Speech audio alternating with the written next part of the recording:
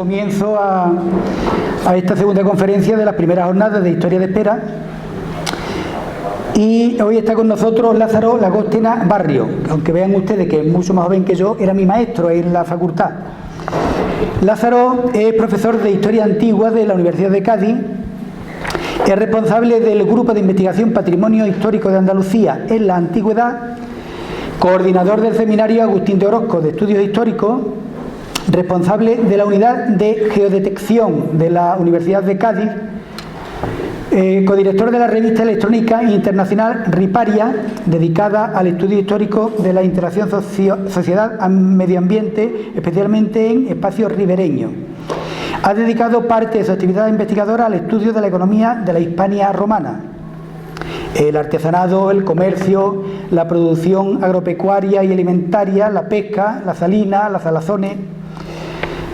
En la última década ha centrado su actividad investigadora en el estudio del agua en la antigüedad desde perspectivas muy variadas como su captación, uso y gestión, su conocimiento entre los intelectuales grecolatinos, el paisaje del agua y los humedales, su función y representación social. En esta línea ha sido investigador responsable de varios proyectos de investigación como la obra de ingeniería hidráulica romana de la provincia de Cádiz, del Ministerio de Fomento, que hizo en 2006.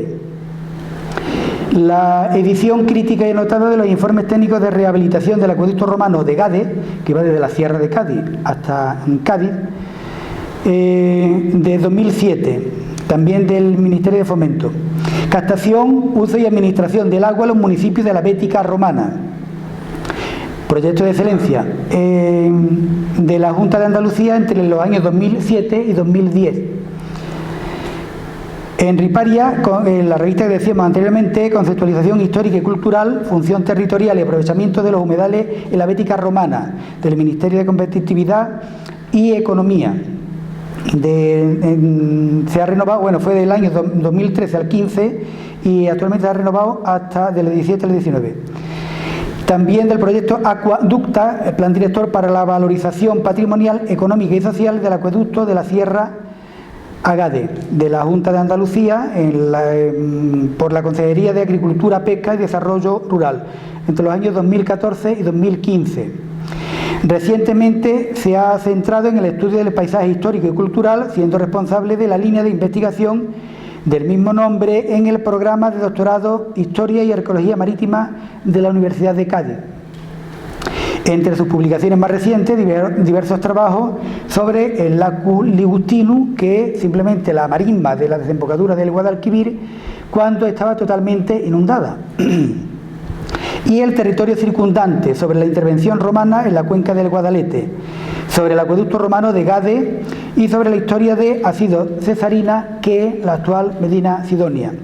Él nos va a hablar de toda esta zona. Su conferencia es desde la marisma, la titulación es la marisma hasta Carice Aurelia, todo un territorio perteneciente a la Bética romana, ¿no?, a gran parte de la actual Andalucía. Y sin más, les dejo a ustedes con Lázaro Lagostena. Buenas tardes. En primer lugar, pues me gustaría agradecer a Manolo y a Pepa que me hayan invitado, y al concejal de Cultura, lógicamente, que me hayan invitado a participar en estas jornadas. Para mí es un auténtico placer. Además, le quiero felicitar no solo por la organización de las mismas, sino por la concurrencia, ¿no?, que está presente en la sala, lo cual me parece una fantástica, en fin, circunstancia. Y yo le voy a hablar hoy no de Carice Aurelia, sino mi idea era tratar sobre el territorio en un sentido un poco más extenso en el cual se ubica Carice Aurelia, ¿no? Por eso, como decía Manolo, hemos llamado esta conferencia de las marismas a Carice, una visión, una percepción de este territorio en la antigüedad. Y las ideas que les quería ir contando en esta charla, ¿no?, pues son estas que tienen en la diapositiva, ¿no? La primera idea era que yo quería reflexionar, sobre todo porque al hilo de estos proyectos que comentaba Manolo, no son proyectos míos, son proyectos de nuestro grupo de investigación, ¿no? Lógicamente un equipo de trabajo, pues hemos investigado bastante en el territorio de la Sierra de Cádiz y también en el territorio de las marismas, ¿no? Todo lo que sería el marco del Jerez, la zona marismeña, lo que era el antiguo Lacus Ligustinus. Además de trabajos que hemos llevado a cabo pues en Tempul, en Sierra Aznar, que está en Arcos, en Medina, como se comentaba antes. Por lo tanto, le estamos dando muchas vueltas al espacio en el que estamos ahora, al territorio, a la geografía, y bueno, se nos ocurren algunas ideas que eran las que les quería trasladar aquí, ¿no? Ideas básicamente pues son sugerencias, ideas e hipótesis, nada demostrado, ¿no? Pero creo que sí que tiene el interés de que le adelanto a ustedes en qué estamos nosotros trabajando y en qué estamos pensando en relación con interpretar y conocer y saber más sobre este territorio, su ocupación a lo largo de la historia, y que además nos ayude a explicar por qué está Icariza, qué función tiene, qué importancia. Y bueno, hoy día es un yacimiento arqueológico, pero en su momento pues era la ciudad capital de la zona y el territorio, ¿no? Entonces por ahí venía una de esas ideas. Para llegar ahí, para llegar a plantear esta función de Cariza en este territorio, pues teníamos que retrotraernos a hablar de cómo surge la urbanización en este espacio, cuándo aparecen las primeras ciudades y por qué y quiénes las instalan. Estamos hablando de cosas que pasaron hace 2500, 2600, 2700 años, ¿no? Cuando empezaron a establecer las primeras ciudades en este territorio. Y bueno, pues vamos a ir un poco hacia atrás en esa historia para explicar cuál fue el proceso, por qué se origina esa urbanización, eso que podríamos llamar la primera urbanización de este espacio. Y les comentaré también algunas de las ideas que tenemos sobre cuáles son los elementos o las claves que explican la ordenación de ese espacio en la antigüedad, en el cual la ciudad de Cariza tenía un papel importante. Y bueno, básicamente, como digo, esas son las ideas, sin centrarme excesivamente en la ciudad de Cariza, porque mi colega y amiga Pepa Lozano va a impartir una conferencia específica sobre ello en próximos días, y me quedaría yo a un nivel más territorial, no más regional. Y la primera imagen que yo traía era esta, que es una búsqueda en Google Maps, si yo quisiera venir desde Cádiz a Espera, ¿no? Y lo que me da Google Maps es esta ruta. Y esta ruta es la ruta que yo vengo haciendo toda la vida cuando he venido a la Sierra de Cádiz. Siempre venimos desde Cádiz por las actuales vías de comunicación. Y esto es algo que parece que ha sido, por lo menos los que vivimos más hacia la bahía, a lo mejor ustedes que viven aquí y que tienen más vinculación con el territorio sevillano, con las marismas, tienen otra percepción, lo ven de otra manera. Pero los que vivimos en la bahía de Cádiz, nuestra percepción del territorio de la serranía es siempre desde la bahía de Cádiz. Y es desde esa vía de comunicación, y es desde el eje del Guadalete, y es desde Jerez y desde Cádiz. Y eso no ha sido, ni fue, ni era así. Eso es una visión del territorio y una articulación del territorio, yo no sé de cuándo, pero muy reciente. Puede ser de hace 400, 500 años, de época medieval cristiana en adelante. Entonces, claro, cuando los historiadores analizamos las poblaciones de la sierra desde esta perspectiva, intentamos explicar cómo funcionan esas ciudades en este territorio visto desde la articulación actual, visto desde la bahía de Cádiz. Y claro, eso es lo que de alguna manera en el título pretendíamos desmontar. No hay que entender esta ciudad y este territorio desde la bahía de Cádiz, sino desde las marismas del Guadalquivir, que es lo que explica verdaderamente no solo Cariza, sino creemos nosotros que toda la ocupación, todas las ciudades antiguas que hay en este territorio, que son muchas, como veremos ahora. Y por lo tanto suponía un cambio de perspectiva y un cambio de mentalidad, porque claro, nosotros empezamos a explicar las cosas, pues ha sido pues Cariza, siempre visto desde allí, y no era, pensamos ahora que no era tan importante verlo desde allí. ¿Cuál es la visión que estamos persiguiendo? Pues más bien esta. Esa huella azul que ocupa lo que actualmente son las marismas, ¿no? del Guadalquivir, hace 2000 años era un gran estuario o un gran lago, se discute todavía, ¿no?, llamado Lacus Ligustinus, aunque también se discute si realmente se llamaba así, pero bueno, eso es secundario. ¿Qué quiere esto decir? Pues que eso que actualmente está sedimentado, está relleno y que son marismas, era un espacio perteneciente a la cuenca del Guadalquivir, que era de gran importancia y que tuvo un gran impacto en la organización del territorio. No la bahía de Cádiz, como pudiéramos pensar los que vivimos allí, sino las marismas de Guadalquivir, lo que era antiguamente el Lacus Ligustinus. En ese sentido, sobre esta imagen, esta cartografía, pues verán ustedes varias diapositivas, porque es la que he usado para ilustrar la conferencia y distintos aspectos. En ese sentido, ahí ven ustedes la huella del lago y ven todas esas localizaciones. Lo veo aquí mejor. Mesas, Nabrisa, Saudo, Évora, Asta, es decir, una cantidad importante de enclaves que ven ahí, que casi todos ellos corresponden con asentamientos antiguos coetáneos a la ocupación o de la misma época que Carissa. Así que, en primer lugar, toda esa urbanización, todas esas ciudades que hay en este territorio, opinamos que se implantan, se empiezan a establecer en función de una geografía que es la geografía del antiguo Lacus Ligustinus, es la geografía del antiguo Guadalquivir. Ese es el elemento que organiza este espacio. Como ven, es un espacio con una densidad urbana importante. Esto es algo que a nosotros no nos suele llamar la atención porque estamos habituados a vivir entre yacimientos arqueológicos de importancia, pero que en otros territorios no es ni mucho menos habitual. No hay tantos territorios, no hablo ya de Andalucía, ni de Cádiz, ni de España, hablo de Europa en general, no hay tantos territorios que tengan esta densidad de población, principalmente porque el Guadalquivir fue una vía de comunicación muy importante y eso es uno de los elementos que motiva que haya mucha población y muchas entidades y muchas ciudades en este territorio.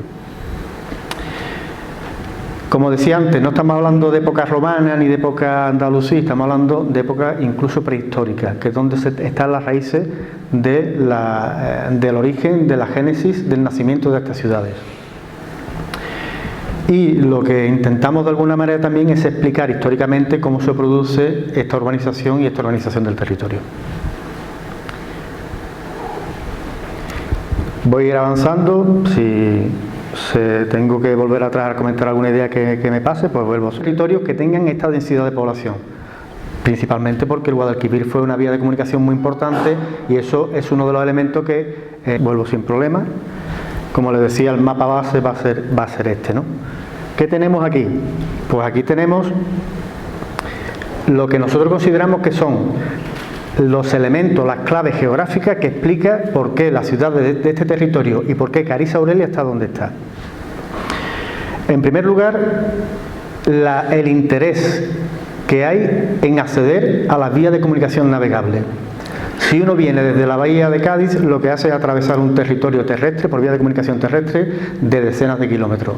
Si uno viene a este territorio urbanizado, donde está Carissa, desde las marismas, tiene que recorrer por vía terrestre muy pocos kilómetros. ¿Por qué? Porque en la antigüedad y en la prehistoria y en otras épocas era fundamental estar conectado con vías de comunicación navegables, marítimas y fluviales, porque era lo más práctico, lo más económico y lo más accesible, y porque lógicamente las vías terrestres que tenemos hoy día no existían y era muchísimo más complicado atravesar el territorio por vía terrestre que por vía navegable.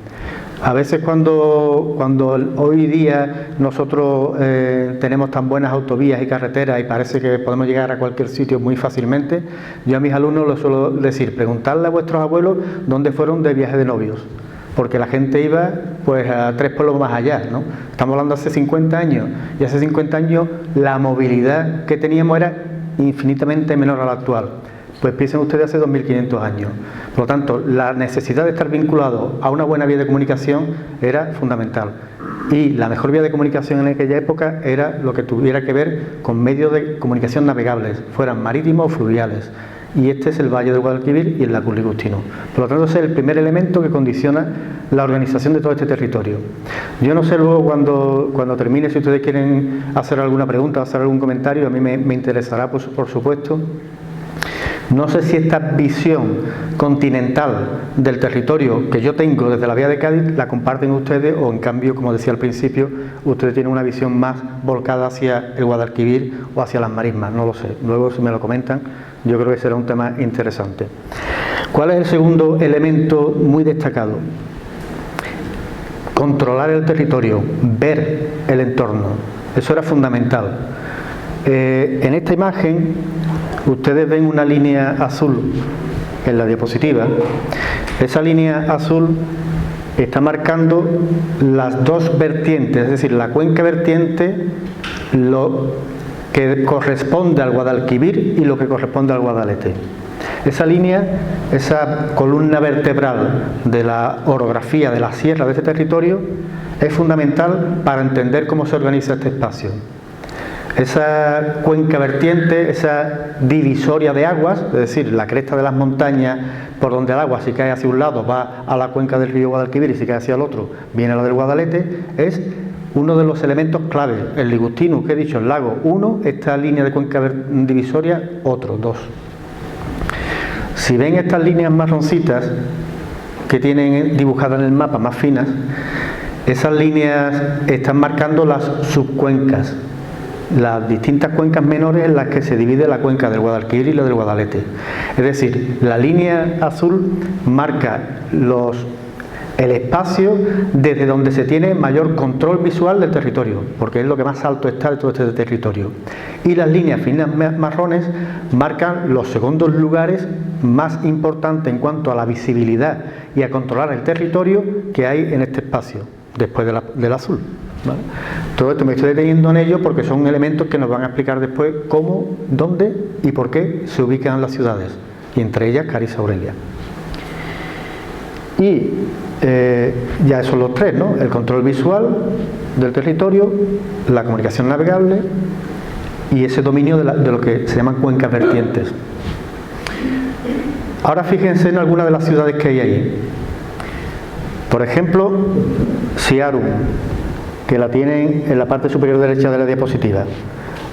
Si la ven, la localizan, está muy cerca de un punto donde confluyen tres líneas. Eso significa que desde esa localidad se controlan tres subcuencas. Si bajan a Carissa Aurelia, que está justo en una de esas líneas, desde Carissa Aurelia se controlan, se ve hacia derecha, hacia izquierda, dos cuencas, dos subcuencas, dos grandes territorios. Hay otros elementos que comentaré después, pero casi todo el poblamiento antiguo, desde la antigua línea de costa de las marismas hasta Carissa, yo no he seguido analizando hacia el interior, hacia la zona de Ituqui, Ocuri y otras localidades, casi todo el territorio está en función del control de dos o más cuencas visuales, cuencas de aguas. Es decir, que esta gente se colocan ahí por estas necesidades que le comento, de comunicarse, de controlar y de ver.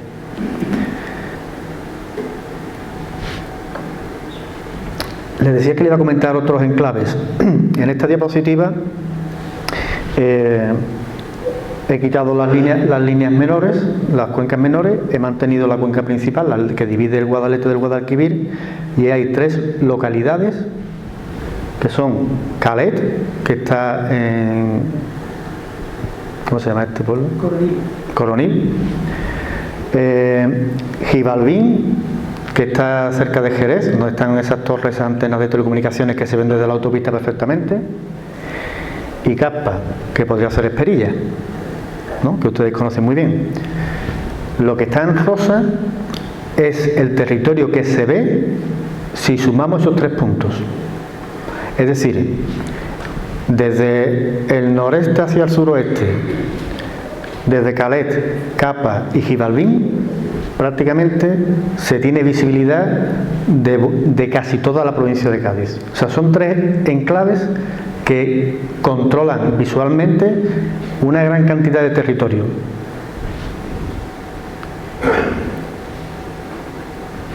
Curiosamente, ninguno de los tres hasta ahora ha demostrado ser los lugares desde el punto de vista jurídico más importantes.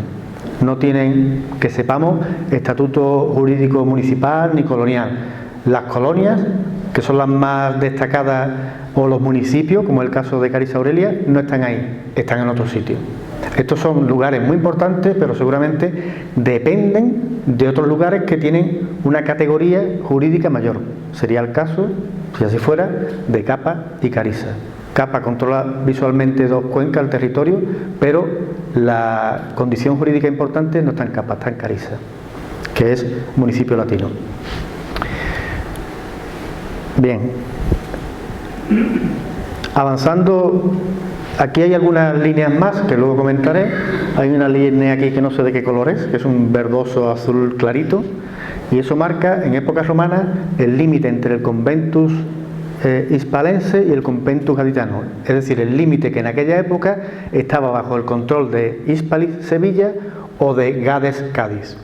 Para nosotros, los historiadores y los arqueólogos, siempre ha sido muy extraño cómo los romanos trazaron los límites de estos conventos, porque no guarda la misma lógica que tenemos nosotros cuando hemos trazado los límites de nuestra provincia, por ejemplo. Siempre le hemos dado muchas vueltas. ¿Y por qué esta ciudad está aquí, esta está allí? Y esta exposición que le estoy haciendo nos va a ayudar a explicar por qué los romanos dividen administrativamente su territorio como lo hacen aquí. Aquí se sale del mapa, lógicamente, pero viene por aquí abajo, englobaría Asido, Medina y subiría hacia arriba. La lógica de esa división administrativa, de lo que serían aquellas antiguas provincias que son conventos, como le llamamos, tiene que ver con esta explicación que les estoy dando de cómo se va organizando el territorio, ¿vale? La siguiente imagen sobre el mismo mapa, aquí tienen ustedes otra vez las ciudades. ¿Cómo están organizadas las ciudades? Pues están organizadas en función de 3 espacios distintos. Las primeras, ciudades que están ubicadas a orillas del antiguo lago. Tienen Évora, que hay dudas sobre su condición de ciudad, pero bueno. Astarregia, Conovaria, que no sabemos si está en el Cerro de las Vacas o está en la cabeza de San Juan. Nabrisa, que es actual Lebrija. Maribáñez, que es un cortijo que tiene un yacimiento importante que parece que tiene carácter de ciudad también, aunque no sabemos cómo se llamaba. Hay una serie de ciudades, están todas localizadas a las orillas del lago. Esas están situadas ahí porque están en función de la comunicación y de todo lo que se mueve por ese río Guadalquivir. Esas ciudades, algunas todavía están ocupadas, como he dicho, y otras, como Mesas de Asta, aunque tienen una pedanía, no tienen ni de lejos la importancia que tenían en esta época. El espacio, la ciudad de Mesas de Asta o de Astarregia ocupaba solo la parte, digamos, que estaba al interior de las murallas, antiguamente 25 hectáreas, y hoy día está reducido a una barriada pequeña, ¿no? Por lo tanto, ciudades muy importantes que se situaron ahí porque estaban en función de esas riberas del antiguo lago y que después son abandonadas completamente, como le pasa a Carissa, que también es abandonada. Ya le he comentado esa divisoria que juega un papel importante entre lo que cae para el Guadalquivir y lo que cae para el Guadalete. Y aquí le he incorporado otro elemento también interesante, que son las líneas rojas que se juntan en un lugar que se llama Ugia y que reflejan las 2 vías romanas que se establecen en este espacio. Son las 2 vías, una es la vía Augusta y otra una vía documentada en un itinerario más tardío, el Ravenate, y son las 2 comunicaciones que establecen los romanos para conectar este territorio.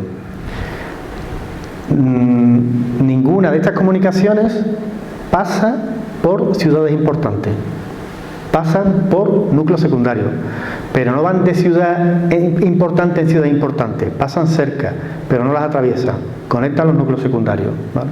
Luego abundaré sobre esto también.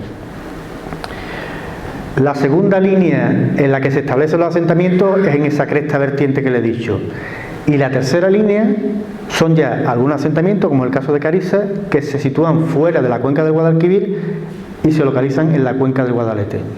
Son como tres círculos concéntricos vistos desde las marismas del Guadalquivir.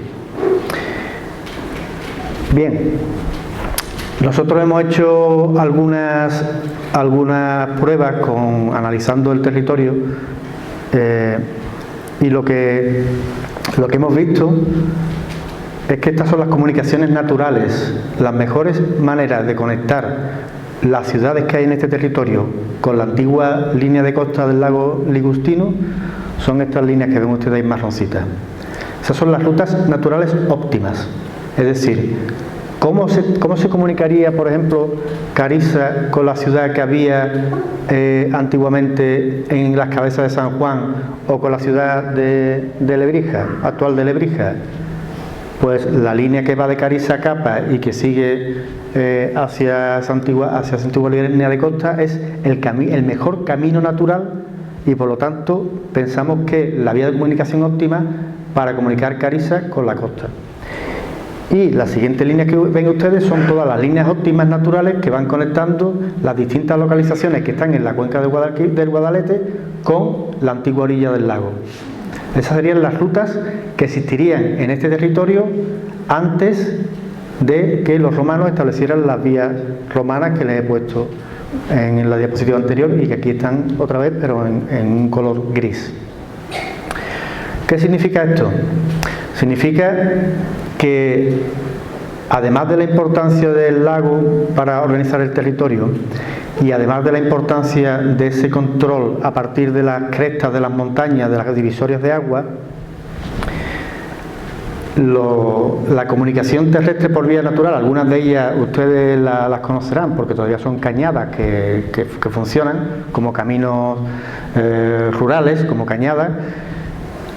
Esas son las vías de comunicación anteriores a la instalación de los romanos en este territorio y esas serían las comunicaciones desde esta zona de la sierra hacia el Guadalquivir que estarían funcionando antes de la época de los romanos. Esas serían las de Carissa, pero tienen también ahí las de otras localidades como Caled, que mencionaba antes, y otros espacios. ¿Por qué nos interesan? Porque esas vías de comunicación natural que están explicadas en función de todo lo que he dicho antes, del papel del lago, de las cuencas, de las montañas y de las localidades y de las ciudades, esas líneas, lo que hacen los romanos cuando montan las vías es ir atravesándolas, ir cortándolas. Por eso, y estos son elementos que, como les decía al principio de mi intervención, son ideas que nosotros estamos discutiendo, que no totalmente, muchas de ellas inéditas, no se han publicado, son cosas que estamos pensando y dándole vueltas y analizando, pero esas vías de comunicaciones naturales de las que les hablaba antes están explicando cómo y por qué instalaron los romanos las vías romanas en el territorio. No pasando, como decía antes, por las ciudades como pasa en otros lugares, sino conectando y cortando todas las vías naturales y conectándolas también. Unas van por la cuenca del Guadalquivir, que es la vía Augusta, y otros vienen por la cuenca del Guadalete, que es la vía del Ravenate. O sea, los romanos cuando plantan su vía ya conocen la red de comunicaciones anteriores y no digamos que no las reocupan. Lo que hacen es plantear unas comunicaciones complementarias que van atravesando todas las vías anteriores y que consiguen convertir lo que es una comunicación a modo de ruta entre el punto A y el punto B siempre en una comunicación terrestre a modo de red, que todos los puntos donde se cortan te permiten ir a un sitio u a otro. Eso es una de las grandes aportaciones que hacen los romanos a la organización de este territorio. Y eso explica pues que la vía no pase por Carissa, que pase por Capa, que pase por Búrduga, por Saudo, que no son ciudades la mayoría, que son, podríamos decir, ventas de camineros, mansiones, estaciones, lugares que están vinculados a la vía, lugares, núcleos de población pequeños, pero que están en función de las comunicaciones terrestres. Por lo tanto, lo que consiguen los romanos con esta actuación es un territorio que está muy bien comunicado desde el punto de vista navegable, porque Todo eso que ven en azul es la zona inundable que existiría en esa época, que fíjense hasta dónde penetra en el territorio, penetra muchísimo. Eso, junto a los puertos de la costa, le da unas capacidades de comunicación navegable a este territorio muy buenas, y lo que hacen los romanos es implementarla con unas comunicaciones terrestres que ya digamos que hasta el siglo XIX no somos nosotros capaces de recuperar un nivel de comunicación como el que establecieron en aquella época hace 2000 años. Nosotros no comprendíamos hasta ahora por qué los romanos montaban la vía Augusta por ahí y por qué montaban la otra vía por el otro sitio. La montaron para controlar la cuenca del Guadalquivir y la cuenca del Guadalete, y la montaron para conectar todas las ciudades que ya estaban ahí en la cuenca del Guadalquivir y la cuenca del Guadalete, y la montaron para convertir lo que era una serie de rutas en una red de caminos, no una ruta, que es una cosa distinta. Por lo tanto, fíjense que dándole vuelta, pensando un poco sobre cómo se organiza este territorio y por qué Carissa, por ejemplo, está donde está, pues estamos llegando a la comprensión de una serie de fenómenos que en principio no nos habíamos planteado, como es por qué dividen los conventos jurídicos gaditanos y hispalenses por donde están, que nos parece a nosotros muy chocante, o por qué establecen las vías de comunicación terrestre por donde van, que también parecen un poco extrañas, ¿no? ¿Por qué? Porque no comprendíamos cómo estaba organizado previamente el territorio. Bueno, la siguiente diapositiva es lo que les he estado ya contando. El resultado final, ese es un territorio muy bien comunicado. Es un territorio, luego le comentaré una idea, no quiero que se me olvide, os la comento ahora y luego la resalto. Aquí hay un elemento que no he comentado antes. Cuando se plantea cuál es el trazado de las vías romanas en este territorio, se hace en investigaciones de los años 80. En los años 80 nosotros no teníamos sistemas de información geográficos, ni tratábamos cartografía, ni podíamos generar modelos digitales del territorio, ni imágenes en 3D, ni nada de eso. Trabajábamos con un mapa, con un plano en papel. Sobre ese papel se trazan las rutas. Y las rutas que se trazan en papel no se corresponden con la realidad geográfica. ¿Qué quiero decir con ello? Que hay un trabajo que hacer actualmente, que es revisar esa propuesta de trazado de las rutas romanas, porque sobre el papel no se sostiene sobre el papel, pero sobre la realidad no, porque sube y baja, como lógicamente hay que hacer el mismo estudio de establecer cuál es la comunicación natural para esa ruta, para revisar por dónde van las vías.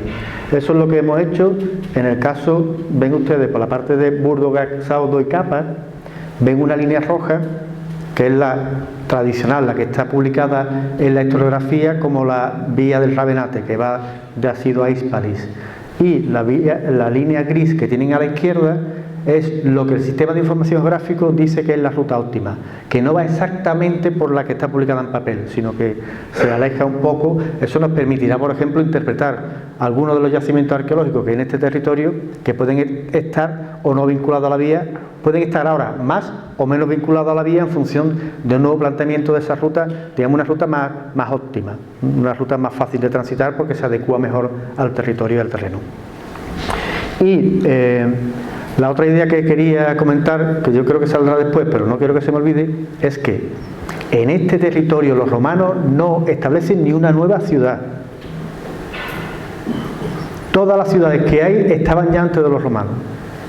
Y esto es algo totalmente singular, porque si nos vamos a cualquier otro territorio, incluso cercano, los romanos o crean ciudades nuevas o mueven de sitio las viejas.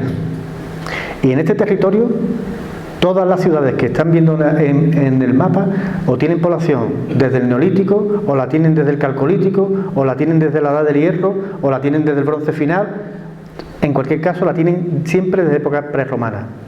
Lo que quiere decir es que los romanos, porque nosotros identificamos Carissa Aurelia con el mundo romano, ¿no?, y otras muchas ciudades, cuando llegan a este territorio encuentran un espacio tan bien organizado desde el punto de vista de las ciudades que no crean ni una sola ciudad nueva. Eso es totalmente excepcional. Se va uno 100 kilómetros para allá y ve cómo hay intervención romana, pues creando nuevas ciudades o trasladando a las que están a sitios que a ellos les interesa más. Aquí no. ¿Por qué? Pues la respuesta puede ser esa que le he dicho antes. Es un territorio es decir, es una urbanización, es una población muy bien relacionada con la geografía y por lo tanto para nada ellos no tienen nada que aportar desde el punto de vista geográfico. No se les ocurre ningún sitio nuevo que sea mejor que los que ya estaban ocupados por ciudades previas. Solo hay uno, ¿vale? Y en esto les he engañado un poco y tampoco está tan claro. Y ese punto es el que está allí, pone Ugia. Arriba, no sé si lo ven. Ugia, ahora se existe la hipótesis de que hay dos, una que sería Xibalbín y otra la que está más al norte, pone que es Salutariensis. Esa ciudad, aparte de que no está claro que no tenga ocupación prerromana, porque algo sale por ahí, estaría en función de unir las dos vías que los romanos han creado. Sería la única funcionalidad de ese lugar. No es porque hiciera falta una ciudad ahí en el territorio, porque no estuviera ocupado ya por una ciudad bien dispuesta, sino porque al construir las vías de comunicación terrestre romanas, ahí se juntan y ahí se genera una población. Por lo demás, como les digo, también es otra de esas conclusiones a las que hemos llegado. Sorprendentemente, no hay alteración de este urbanismo en época romana. Creo que es un dato también importante. Vale, y ahora me centro un poco en Carissa. Llevo media horita, no quiero extenderme mucho, no les quiero cansar demasiado. ¿Qué papel juega Carissa en este tema? Pues, si yo la veo desde el Guadalquivir, vuelvo a poner el mapa base con toda la cuenca vertiente, con la división conventual romana, las ciudades, etcétera. Si lo veo desde el Guadalquivir, es el primer núcleo importante que me encuentro en la cuenca del Guadalete. Yo tengo la ciudad de la costa, subo a la cresta de la montaña y bajo y me encuentro a Carissa. Luego, Carissa está jugando un papel muy importante conectando la cuenca del Guadalete con la cuenca del Guadalquivir. En esa lógica, ¿por qué tienen interés estas poblaciones en estar conectadas con el río y con el lago y con las marismas, todo el marisma? Porque ese es el eje económico de todo este territorio durante la antigüedad. Por ahí es por donde fluyen todas las mercancías, por ahí es por donde entra todo lo que viene del Mediterráneo, del Atlántico, y por donde sale todo lo que se produce en estos territorios. Es decir, el interés por vincularse al río Guadalquivir es un interés económico muy notable, pero hablo desde época prehistórica, no desde época romana, ¿vale? Bueno, pues en esa comunicación, en ese flujo entre lo que viene del Guadalquivir hacia el interior y lo que sale del interior hacia el Guadalquivir, el primer punto importante que hay en la cuenca del Guadalete es Carissa, y está jugando un papel muy destacado en ese sentido. Como les mostraba antes en este mapa, esa huella gris que ven es lo que se ve desde Carissa.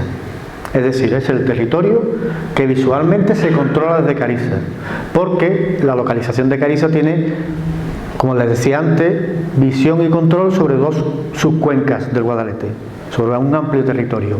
Y es un punto estratégico tanto por las comunicaciones como por el control y el control visual del territorio. Y toda esa huella gris que se ve ahí es lo que desde Carissa uno ve, lo que significa que ve mucho territorio y que además ve los núcleos importantes que están controlando el resto del territorio: Becale, Becapa y Bejibalbín. Luego, la ubicación geográfica de la ciudad de Carissa, de la ciudad de ustedes de Carissa, es muy estratégica también, pero es muy estratégica en función de conectar el Guadalquivir con el Guadalete y las comunicaciones terrestres que van desde el Guadalquivir hacia el Guadalete por esta zona. Por lo menos esa es la hipótesis que planteamos, que una de las más importantes vías de acceso a la serranía desde el Guadalquivir se controla desde Carissa. Yo sé que esto conecta con algunos trabajos que han hecho algunos compañeros para época prehistórica de Carissa para allá. Bueno, yo no sé dónde estoy, si es para allá o para allá, pero bueno, me explico. De Carissa para la cuenca del Guadalete, que sería la continuidad de este trabajo que le estoy presentando, ¿no? ¿Cómo se sigue conectando este territorio hacia el interior? Pues yo eso no lo he mirado, la verdad. Yo he mirado hacia acá, yo venía de las marismas. He llegado aquí y de momento estoy aquí. No sé dónde llegaré. Pero sé que hay otros compañeros que han trabajado, han publicado algún artículo analizando esa comunicación en época prehistórica, que será interesante comparar estos resultados. Y esta es otra imagen que también me interesaba, porque lo que hemos hecho es generar una técnica que utilizamos mucho para estudiar el territorio, que son los polígonos de distancias medias. Son polígonos Thyssen, Voronoi, de distancias medias, se llama de muchas maneras, que lo que hace que a partir de una red de ciudades puestas en el territorio, se puede dibujar dónde, en qué línea se encuentra una mitad de camino entre una ciudad y otra. Y cuando uno está a mitad de camino entre Cariza y Siaro, o entre Cariza y Ugia, o entre Cariza y Las Cabezas, o Gibalbín, o Caldupa o Ituqui, cuando uno de esas líneas me da un polígono, que es un polígono que me indica todo el territorio al que es más fácil llegar desde Cariza que desde cualquier otro sitio. Y eso es lo que se llama los polígonos Thyssen, ¿no?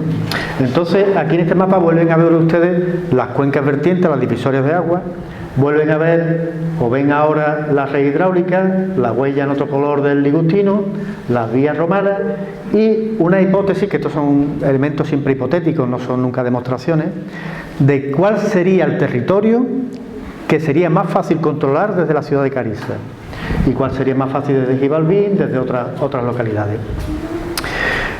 Esto nos daría a nosotros una primera idea de cuál sería el ámbito de influencia, cuál sería, por llamarlo de una manera más clara, cuál podría ser el término municipal de la antigua Cariza. Hasta dónde podían tener ellos influencia o tener control. Eso es lo que nos vendría a marcar este polígono, que lo podemos matizar, ¿no?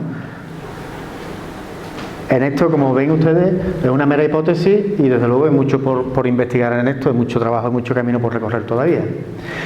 Le he puesto aquí la imagen más ampliada,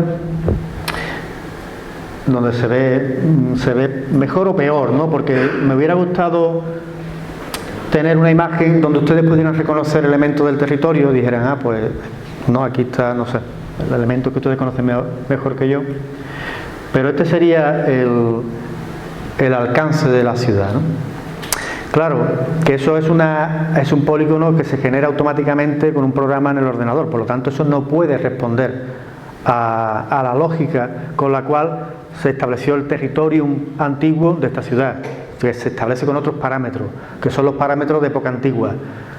¿Cómo se establecen o cuáles son los parámetros fundamentales en época antigua para decidir o para delimitar el territorio jurisdiccional de una ciudad? Pues fundamentalmente esta gente lo que hacen es ¿hasta dónde puedo controlar? Pues utilizan otra vez la cresta de las montañas y suelen utilizar los cursos fluviales, porque son lugares naturales que, digamos, te permiten controlar fácilmente un territorio. Pues con este polígono de distancias medias y sabiendo cómo pensaban los romanos cuando establecían, los romanos como un ejemplo de pensamiento antiguo, cómo establecían ellos el alcance territorial de una ciudad, pues hemos hecho este ejercicio y hemos dibujado esta huella en marrón que ustedes ven aquí, donde se tienen en cuenta las dos cuencas que se controlan visualmente desde Cariza. Las dos son cuencas del Guadalete, que marcan la línea norte y la línea oeste. Sobre todo la línea norte. Esta línea noreste, la del noreste-suroeste, está marcada por el río Guadalete. No hay ninguna otra ciudad entre Cariza y el Guadalete, por lo tanto la lógica es que hasta el Guadalete ellos llegaran controlando el territorio. Y la otra línea, digamos, que va de norte a sur, a la izquierda, hacia el oeste, está dibujada a partir de un cauce que viene de la zona de Gibalbín, un arroyo de cierta importancia. Sería el arroyo de cierta importancia más importante de Cariza hacia ese lugar. Luego esos tres elementos geográficos, los bordes de la sierra, el Guadalete y el arroyo, me permiten a mí dibujar lo que sería una hipótesis, lógicamente, del territorio, del término municipal de Cariza Aurelia. ¿Qué significa esto? Bueno, para empezar tenemos una gran duda y es que no sabemos si en Arcos había otra ciudad. porque no lo sabemos. En la antigüedad, ahora sí, lógicamente, pero en la antigüedad no lo sabemos. Si hubiera una ciudad en Arcos, este territorio lo tienen que compartir. Pero eso no está demostrado, que en Arcos haya un municipio, que yo sepa. Si lo hubiera, habría que rehacer este mapa. Si no lo hubiera, con lo que conocemos de las restantes ciudades del territorio, esto sería una imagen bastante aproximada a lo que sería el término municipal de Carissa, que tendría 320 kilómetros cuadrados. Pues esto es un dibujo, pero esto se puede medir, o sea que esto es una imagen que nos permite saber el perímetro, las dimensiones, es decir, los datos de esa superficie, ¿no? 320 kilómetros cuadrados, incorporaría parte de los términos actuales de Espera, de Bornos, de Villamartín y de Arcos, y que, como les decía antes, controla dos subcuencas importantes del Guadalete.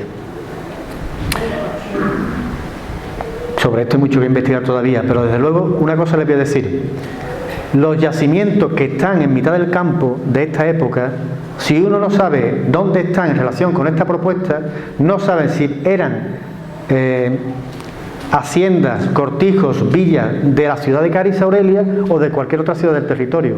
Es decir, nosotros no podemos avanzar en el conocimiento de la sociedad de Carissa, de su economía, de sus explotaciones, de su población, de su demografía, si no hacemos una propuesta de término municipal, porque lo que está fuera es de otra ciudad y eso no lo sabemos.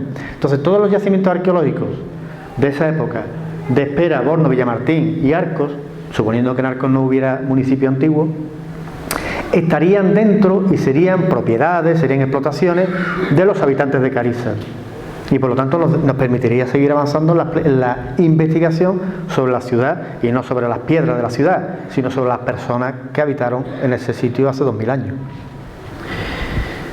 Bueno, voy terminando, llevo 41 minutos, me estoy portando.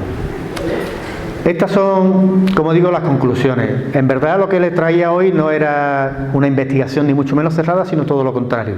Son ideas con las que estamos trabajando muy recientemente, que nos está permitiendo unas visiones del territorio que, bueno, que teniendo desde unas perspectivas nuevas que antes no contemplábamos, ¿no? Un territorio mucho más vinculado al Guadalquivir de lo que pensábamos, muy condicionado en su organización en la época prehistórica por la influencia del río y del lago Ligustino como el gran motor económico del territorio, y un territorio que se organiza en épocas muy antiguas y que no se altera hasta por lo menos inicio de la Edad Media. Los romanos casi no lo alteran. Un territorio muy bien comunicado, en el cual ya podemos empezar a plantear áreas de influencia de las distintas ciudades que están en este territorio. Podemos empezar a plantear hasta dónde podía llegar la influencia o el control territorial de Carissa y de sus habitantes.